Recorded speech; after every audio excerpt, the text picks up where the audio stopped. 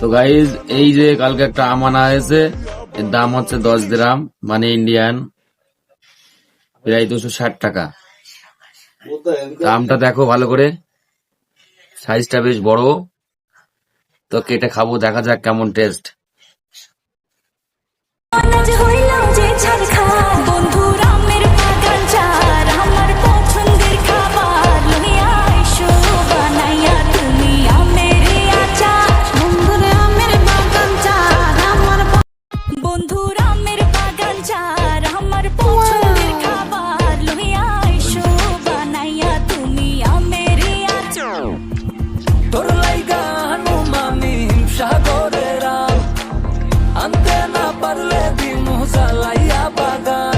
চলো তুমি আমি ঘুরে আসি বেনারস, শুধু আম না আরো আছে